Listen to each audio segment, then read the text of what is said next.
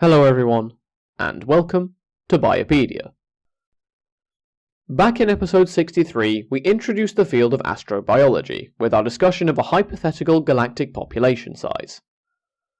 Today, we're going to return to astrobiology and start examining the concept of the Fermi paradox and the Great Filter.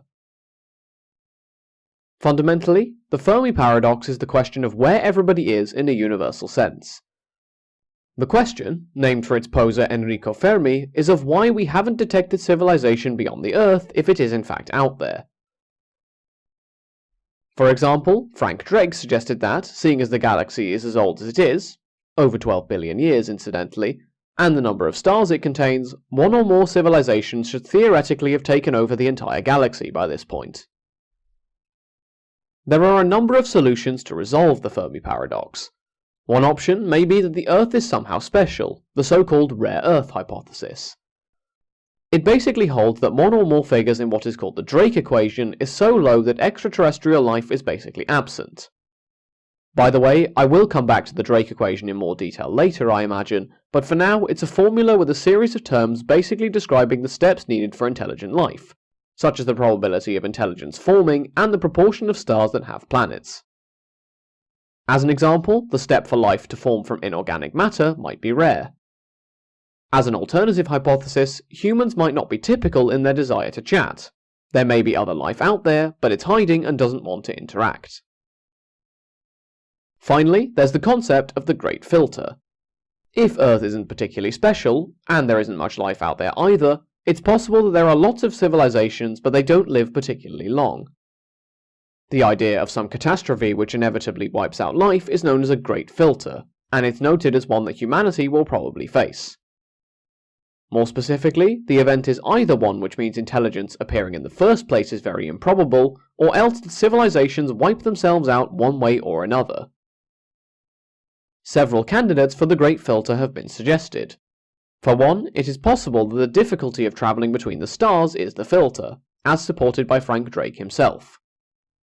For another, perhaps the theory of everything, which is a hypothetical list of formulas explaining everything that we have seen or ever will see, is the filter.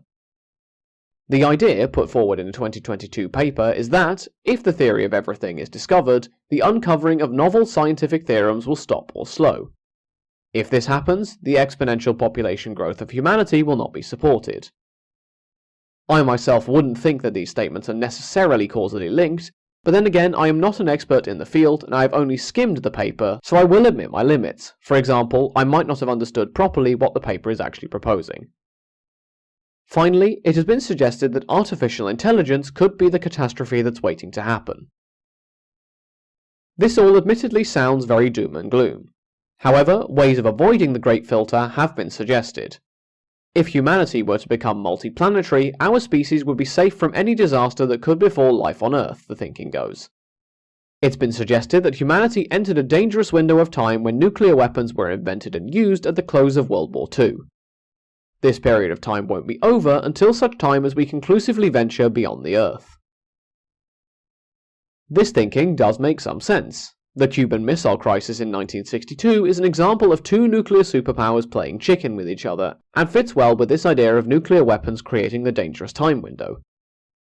A Soviet submarine nearly fired a nuclear missile when a United States aircraft, sending a signal through dropping depth charges, was misinterpreted as an attack. Only the actions of one Vasily Arkhipov to cool his commander's head stopped them firing. Interestingly, you can track the biological impact of the Cuban Missile Crisis in terms of baby births in the United States of America. States which are nearer to Cuba saw a spike in overall fertility in women between 15 and 44 years old 9 months after the crisis finished. The results fit the hypothesis that individuals who think the world is about to end focus on immediate pleasures rather than the long term. By contrast, fertility goes down for individuals who think they will likely have to carry on in the world after the end of said world. The paper discussing becoming a multiplanetary species notes that, as years go by, the distance we are able to send successful missions off to increases logarithmically. For example, the prediction is that the year an expedition which will successfully land the first human on Mars is launched is in 2038. By contrast, it's 2064 for the asteroid belt. In terms of landing on Proxima Centauri, this is 2253.